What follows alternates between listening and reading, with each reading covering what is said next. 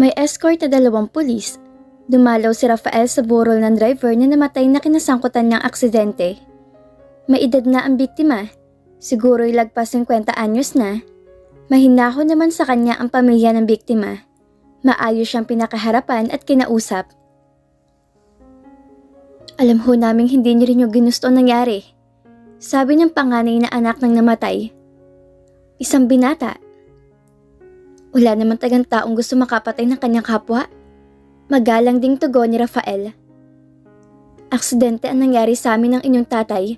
Bagamat ako nga ang nasa maling lugar. Pero hindi naman ako masamang tao pare. Sinuya pa niyang asawa ng namatay. Misis, naparito ho ako para mag-alok ng tulong. Areglo sa madaling salita. Nag-usap na kami mag-iina. Anang ginang na nakaitim. Alam na ho ng panganay kong anak ko anong sasabihin sa inyo. Humarap siya sa panganay na anak. Hindi na ho kami magdedemanda. Sabi nito, tatanggapin na lang ho namin ang tulong pinansyal na iaalok nyo. Siguro naman ho, mauunawaan kami ng aming ama. Hindi namin ibinend ng kanyang kamatayan. Pero tatanggapin namin ang perang ibibigay nyo para maoperahan ang kapatid kong dalaga. Nangunot ang noo ni Rafael. Kapatid mong dalaga? O operahan? Oho. Bakit? May nakita kong bukol sa kanyang kaliwang dibdib. Stage 2 na raw po, sabi ng doktor sa regional hospital. Paliwanag nito. Kung hindi raw yung tatanggalin, baka hindi na tumagal ang buhay ng kapatid ko. Umiiyak nga ho siya Ayaw po opera nung una. Pero pinagpaliwanagan namin. Gugustuhin pa ba niyang mamatay na may 2 dibdib? Kesa naman mabuhay pa siya na matagal kahit iisa na lang ang dibdib. Hindi na naunawaan ni Rafael ang iba pang sinabi ng kausap. Basta ang naisip na lang niya si Charisse. Marahil ganun din ang naging predikomento ng dalaga. Namili sa pagkakaroon ng kumpletong katawan na nasa panganib na ang buhay o matanggalan ng isang dibdib at makapamuhay pa na matiwasay. Siya talaga ang nagkamali sa di pagpapakita kay Charisse ng pag-unawa. Kinabukasan, si Sidna ang pinapunta niya sa pamilya ng namatayan. At bilang abogado niya, ito na lang ang pinagbigay niya ng tseke sa mag-anak ng nasawi. Sa isip ni Rafael, ay malinaw na isyo ang naganap na aksidente. Inihatid siya niyon sa katwiran. Mas pinalalim yun ng pangunawa niya sa kalagayan ng isang babae. Sa bahay ng isang dati ring cancer patient, tumuloy si Charisse. Pareho ang naging kaso nila ni Paula, bagamat nauna to sa kanya ng 3 taon. Ito ang kumumbinsi sa kanya na sumapi sa support group, isang maliit na samahan ng mga dating cancer patient. Ang misyon namang ito ay bigyan ng lakas ng loob, encouragement, ang mga taong dinadapuan ng sakit na cancer. Lalo na yung mga cancer patient na nagkakaroon ng pakiramdam ng pagiging inutil pagkatapos ng operasyon. Aktibong miyembro ng samahang iyon si Paula. Di pa man maoperahan si Charisse, ay nakilala na agad niya si Paula. Nagaya ng lahat ng miyembro, ay nagpupunta sa mga ospital sa Kamaynilaan para maghanap ng mga cancer patient upang palakasin ang loob. Malaki ang naitulong ng samahan kay Charisse. At ngayon nga, pagkalipas ng wala pang 3 taon, matapos na siya'y maoperahan. Muling natagpuan ng dalaga ang sarili sa kandili ng isang miyembro ng support group. Wala siyang inilihim kay Paula.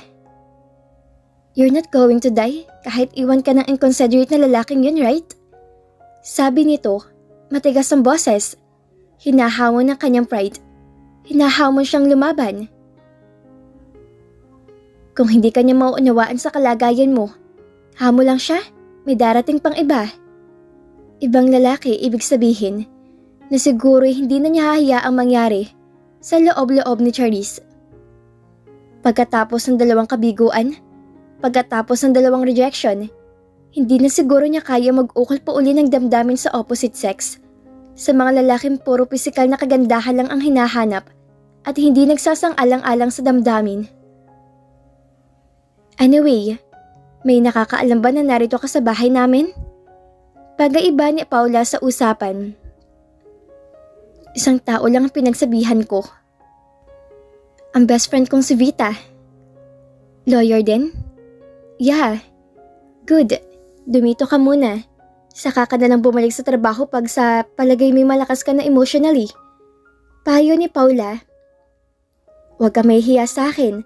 Sa laki ng monthly donation mo sa samahan para patuloy na makapagbigay ng lakas ng loob sa iba na gaya natin. Kahit 1 taon kitang pakainin ay hindi pa rin ako makakabayad sa'yo. Natawa si Charisse. Sira? Yan, ganyan nga. Tumawa ka. Huwag kang papatalo sa problema. Sa pang-4 na araw pa lang ni Charisse sa poder ng pamilya ni Paula, ay may dumating na susundo sa kanya. Sino raw? Tanong niya kay Paula nang gisingin siya nito. Kaibigan mo raw, si Attorney Vita Ramirez. Ah, oo, best friend ko yon. Nilabas ni Charisse ang kaibigan. Namimiss na rin niya ito. Gusto niyang yakapin ng kaibigan. Gusto niya makadama ng pagmamahal mula sa malalapit na tao sa kanya. Gusto niya maghanap ng karamay. Pero alam naman niya, mula pa noon ay naging karamay na niya si Vita. Mula pa sa umpisa na natuklasang meron siyang breast cancer. Ito ang unang-unang nasuklam kay Carlo nang bigla siya nitong iwan pagkatapos ng kanyang operasyon. At tiyak, walang pagsalang galit na rin to ngayon kay Rafael. Pero doon siya nagkamali dahil paglabas niya sa salas, una niyang nabungaran ang lalaking kasama ng kanyang best friend, si Rafael. Please, Charisse, maniwala ka sa akin. Pagdaing na pakiusap ni Rafael. Nabigla lang ako sa natuklasan ko. But I tell you, hindi nakabawa sa nararamdaman kong pag-ibig sa'yo. Naawa ka lang sa akin at ayoko ng awa. May diing sagot ang dalaga. Ngayon narito sila sa front lawn ng bahay ni na Paula. Doon sila dinala ng babae. Pagkatapos ipalawanag dito ni Vita ang sitwasyon. Binigyan sila ng pagkakataong makapag-usap ng sarilinan. In-entertain ni Paula sa loob ng bahay si Vita. No, ito hindi awa, Charisse. Pag-ibig to. Pagdidiin naman ni Rafael. Pagkatapos ko mag-isip-isip, I realized na isang babae nagkaroon ng sakit na katulad ng sakit mo ay hindi dapat pagtawanan, pintasan o laitin. You need understanding. And it's so easy for me to understand you. Dahil mahal kita. I need you in my life, Reese. Believe me. Hindi na mahalaga sa akin kung naalis man ang kaliwang dibdib mo. Ang gusto ko'y makasama ka. Yung makapiling ka. Yun lang. Langit na yun sa akin. Yung mayakap ka lang, langit na yun sa akin. Nasalamin niya sa mga mata ni Rafael ang sinseridad, ang katotohanan ng sinabi nito. Alam niyang hindi ito nagsisinungaling. Hindi awa lamang ang nadarama nito sa kanya. Dahil kung yun ay awa lamang, hindi na siya nito pagkakaabalahang hanapin. Gusto na maglubag ng loob ni Charisse, pero hindi siya umimik. Ibig pa rin niyang makatiyak. Ginagap ni Rafael ang palad ng dalaga, nang tangkain niyang agawin yon at hindi nito binitawan. Please listen to me, sabi nito. I've had a lot of relationship before. Magagandang babae, sexy. Pero ewan ba kung bakit sa'yo lang ako nakaramdam ng ganong kalalim na ligaya? A happiness that I've never experienced before. Sa'yo pa lang. Ano bang ibig sabihin nun? Ibig sabihin, sa'yo'y natagpuan kong isang perfect partner. Not only a bed partner, but a soulmate. Hindi lang pisikal na katawan ko nagpapaligaya mo, pati kaluluwa ko. Napaluha si Charisse. Rafael, naibulong niya. I love you, Charisse. I love you with all my heart. Mahina ang boses na sabi nito, sabay pahid ng luhang umaagos sa kanyang pisngi. Pero, I mean you're very masculine. Lalaking-lalaki ka, Raf. Kompleto. Macho. Pero ako, I'm not complete. Malaki ang kulang sa akin. Lumuluha pa ring sabi niya. I might not satisfy your needs. Pilyong ngumiti si Rafael. No, you're wrong. You can satisfy my very need as a man. Maaaring ang kulang ka rito. Sinalat nito ang flat na bahagi ng kanyang dibdib. Pero mayaman ka naman dito. Huling sinalat ang humpungan ng kanyang mga hita na masigurong walang nakatingin sa kanila. Napangiti si Charisse kahit may luha, napapidlag. Napakapilyo mo, sabi niya. Dito na lang ako babawi. Dagdag pa nito na inukopyo na matagal. Napahagihik na si Charisse. Loko, baka bigla may lumabas dito at makita tayo. Kaya magpaalam ka na kay Paula at na makauwi na tayo. Sabi ni Rafael. Gigil na kung pakasalan ka. What? You heard me right? Wika nito, sumeryoso. The first thing that I do when we get home is to marry you. Para naman matuloy ng romansa natin na lagi na lang nauudlot. Ikaw lang kasi bigla kong umaatras the last time. Kantsaw niya. Nagulat lang ako, pero sa susunod, makikita mo, jingle lang ang pahinga mo sa akin. Tuluyan ang lumipad ang imahinasyon ni Charisse na makasigurong mahal nga siya ng kayakap na lalaki. Ang tagal, sabi niyang humahalakhak sa hangin. Matron of honor si Vita sa kasal ni na Charisse at Rafael. Tumayong kandang sponsor sa Heidi, best man si Mario, na nagulat sa bilis ng mga pangyayari. Naunahan pa raw ang mga ito at si Ingrid. Gaya sa nadaluhang kasal ng mga former teammates ng SB Youth Dream Team, kinumbida rin ni Rafael ang mga dating kasama sa koponan. Pabiro nagreklamo ang mga to sa layo ng Buenavista, pero ang ganoong okasyon daw ay hindi pwedeng palampasin ng mga ito. Natatanging okasyon daw yon, ang kasal ng isang dating kamiyembro ng basketball team para magkita-kita sila bilang dating magkakampi sa koponan. Saka syempre raw, para naman makalibre ng isang makasaganang tanghalian, biro pa ni Julius de Valle na sinang-ayunan ng iba pa. Sa sunod-sunod na kasalang nagaganap, nakakabuo ng isang special bonding ang mga dating miyembro ng SBU's Dream Team. Ngunit, ang malungkot na parte, hindi pa nila nakokontak sa Gallardo o Gado, Nakamura.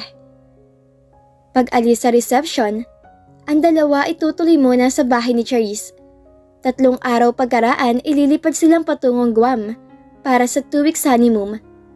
Mababaka sa mukha ng mag-asawang Sid at Vita, Heidi at Nanay Uring, ang kasiyahan sa kanilang mga mata. Mission accomplished, Nanay Uring, sabi ni Vita habang tinatanaw ang papalayong kotse ng bagong kasal. Oo nga, mission accomplished. Tugon na matanda. Sarap mag-play Cupid although hindi alam ni na attorney at architect Faustino, sabad ni Heidi. Sasabihin ko rin yun sa kanila later on, sabi ni Vita. What? Bulalas ni Sid.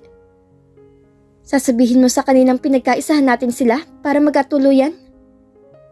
Wala naman masama kung malaman nilang totoo Nakangiting wika ni Vita. Hindi ba, Nanay Uring? Oo nga naman, walang masama. Sang-ayon nito. Walang masama kung malaman nila Charisse ang hate potion ibinigay ko sa kanya ay kunwaring hate potion lang na yun ay kape at cream lang na pinaghalo ko. At si Rafael naman, tumalab ang ritual na itinuro ko sa kanya dahil totoong pag-ibig na inuuko niya kay Charisse. Napangiti nga ako na magkasunod silang lumapit sa akin. Timing na timing ka ko. Pinagtugma ko ang mga paraang itinuro ko sa kanila. Matatawa na lang ang dalawang yon kapag nalaman nila. Komento ni Sid. Yang hula yan kaya di lagi nagkakatotoo. Sa malayo pa rin nakatanaw si Nanay Uring. Pag magandang hula, sundan mo. Pag masama, gumawa ka ng paraan para maiwasan. Iyon ang pinakamagandang paraan para maging positibo ang dating ng mga prediction. Dahil sabi ko nga, At ito'y lagi kong sinasabi sa mga humihingi ng tulong sa akin. Walang ibang may kakayahang makakaalam ng hinaharap, kundi ang may kapal. Sa kanya lamang tayo dapat magtiwala. Sa bahay, ni hindi pa nga halos na isasara ang pinto, ay sinunggaban na agad ni Rafael ng yakap si Charisse. Napahagik-hik siya. Ano ka ba naman? Para kang mauubusan? Sabi niya, ibig tanggabilin ang yakap ng asawa. Hayaan mo muna akong pumunta sa banyo, ano ba? Wag na. Ano nga kasi, kaninang tanghali pa tayo sa simbahan, tapos ang tagal din natin sa reception. Di pa uli ako nakakapunta sa banyo. Alam mo na. Hindi. Giit pa rin ni Rafael. Gusto kong original na amoy. Saka tumawa. Pinagkukurot to ni Charisse. Sa labas, kumakahol ang asong si Ronald. Naririnig nila ang mga pagaspas ng pakpak ng mga kalapating dumadapo sa bubong. Humuhuni ang mga ito. Naririnig mo bang sabi ng mga kalapate? Tanong pa ni Rafael habang isa-isang tinatanggal ang suot na damit. Saka kilala mo ba kung alin ang huni ng mga lalaking kalapate? Bakit? Anong huni ng lalaking kalapate? Sakay ni Charisse. Pag lalaki, ang huni niya ay paturok. Pag babae, paturok na. Natawa si Charisse. Bastos ka talaga. Pati huni ng ibon na bibigyan mo ng kahulugan. Wala nang saplot ni katiting si Rafael nang humarap kay Charisse. Buong pagsamba at paghangang pinagmasdan ni Charisse ang kagandahan ng katawan na naging mister. Matamis ang makuhulugan ang ngiti ng lalaki nang lumapit at yumakap sa nakahubad na ring bright. Mahigpit silang nagyakap, buong pagmamahal na nagdamahan ng mga katawan. Sa bubong, humuhuni ang mga kalapate. At dito na po nagtatapos ang kwento ni Charisse at Rafael. Sana po ay minapulot kayong aral sa ibinahagi kong kwento sa inyo. Muli niyo po akong samahan sa mga susunod pang love stories na ibabahagi ko sa inyo. Maraming salamat po at ingat po tayong lahat.